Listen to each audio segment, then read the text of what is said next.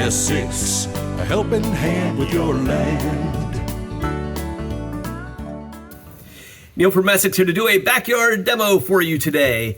I have a cab on my zero-turn mower. The fine folks at Curtis were kind enough to hook us up for one to be able to show off for YouTube. Really unique, something you don't see a whole lot, especially with all of the supply chain problems of Kubota's base machine here today.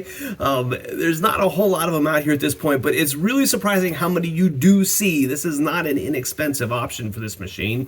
I have come to love having it on my machine. Not only is it air conditioned, but I also have horrible seasonal allergies. It makes me feel so much better when I come back into the house after mowing.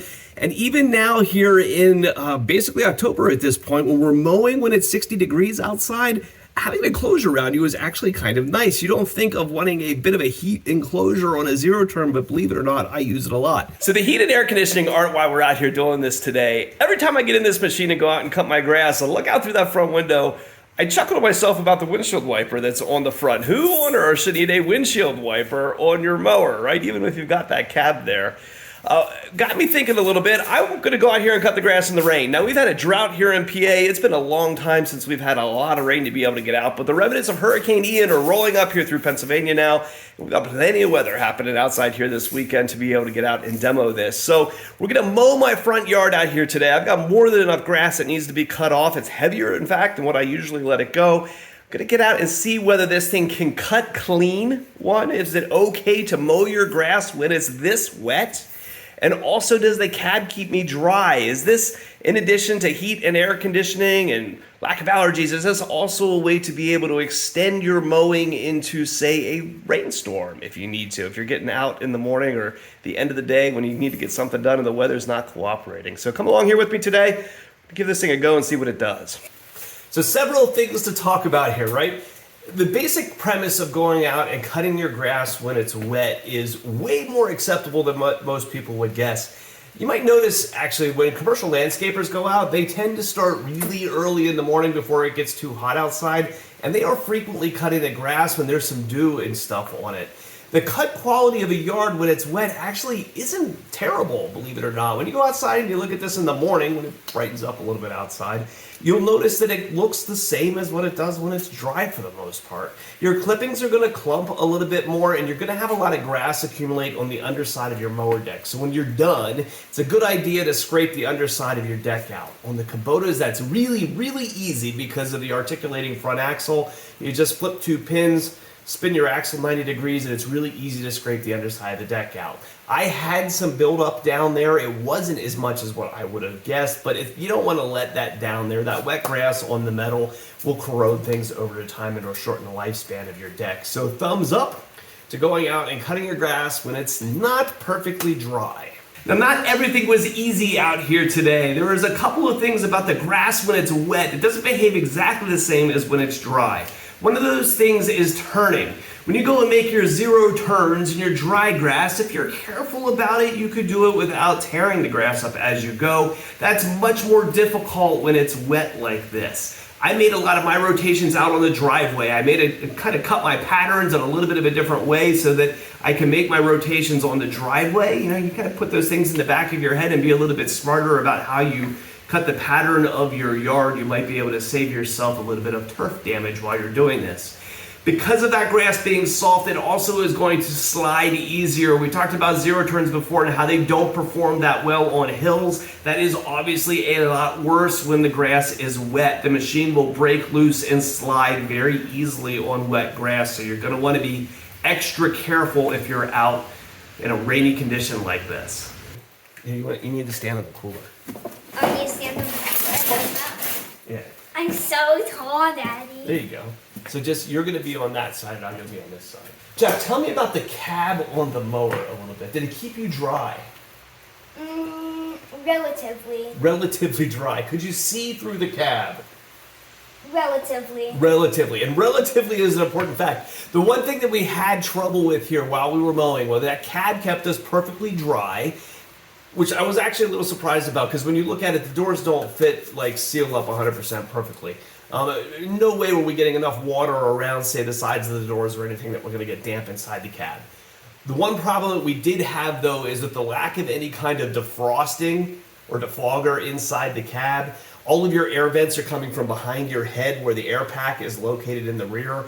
We weren't able to keep the windscreen clear. So as all the moisture from the rain would build up inside of there, and all of our hot heads sitting inside there talking, trying to make a video, very quickly fogged the inside of the glass. Now, I was able to grab a rag and wipe it off periodically and be able to keep going, but it would get irritating to be doing that, regularly. But is there anything here that's going to stop you from mowing the grass in the remnants of a hurricane?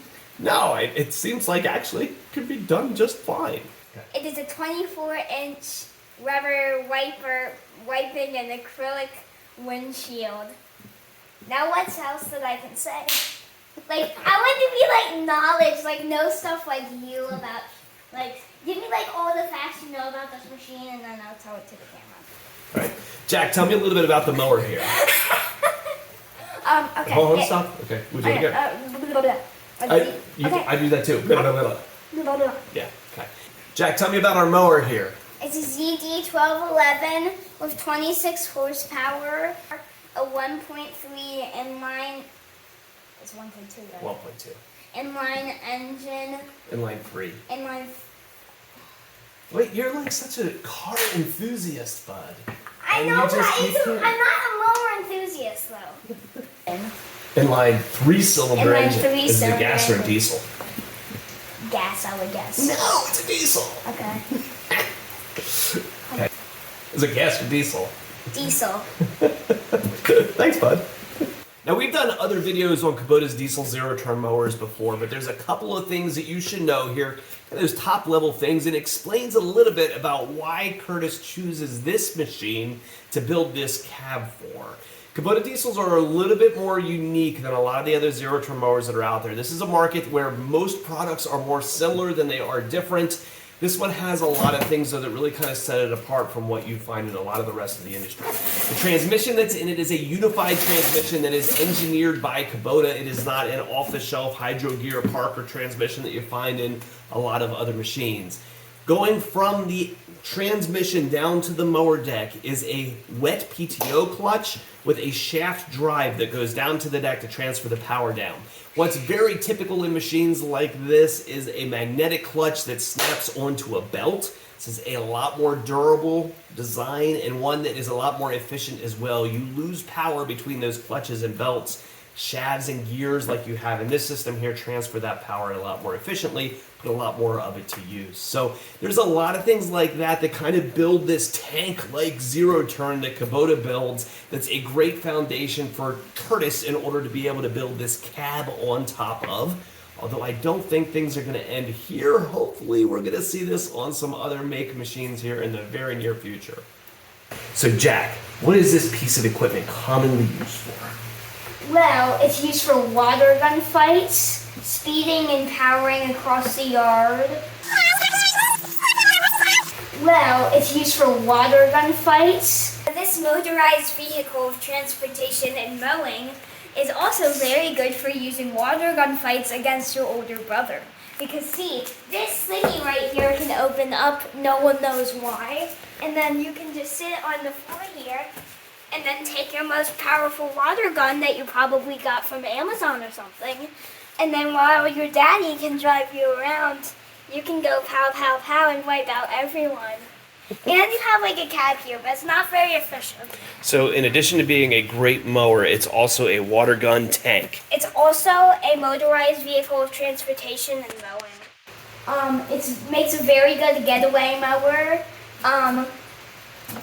And it's a mower, and it's also very good. See, like the choppers are like very good at like The choppers. like the choppers are very good at like chopping up like rocks and stuff that are in your yard. Outro. So a little bit of silliness today, but hopefully you can take a couple little elements of truth out of the stuff that we talked about here today, right? Dude, come on, say tips. Nobody, Tibbs is not a thing. Yes, it is. Because I made the thing. Come on, say it. So, you can't laugh every time I start.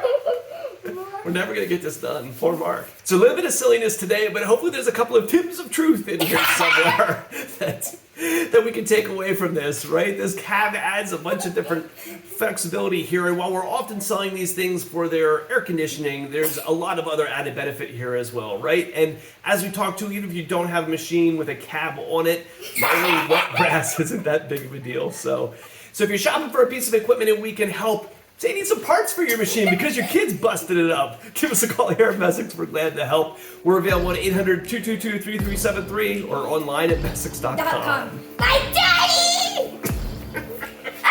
Daddy! Say hi to the camera. Okay. Hi. Sorry, Mark. This is tips of truth. Weird that this... Bloopers!